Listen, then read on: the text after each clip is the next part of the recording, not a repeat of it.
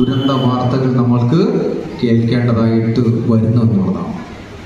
അപ്പം തീർച്ചയായിട്ടും നമ്മുടെ കുഞ്ഞുങ്ങൾ നമ്മുടെ രാജ്യത്തെ സമ്പൂർണമായിട്ടുള്ള സമത്വസുന്ദരമായിട്ടുള്ള രാജ്യമാക്കി തീർക്കണം.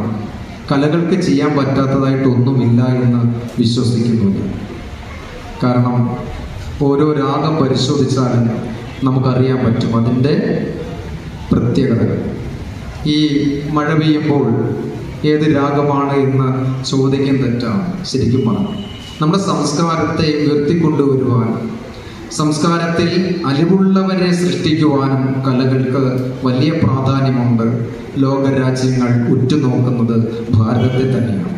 ഇത്രയും അലിവുള്ളവർ വേറൊരിടത്ത് ഉണ്ടാവില്ല എന്നുള്ളത് തന്നെയാണ്.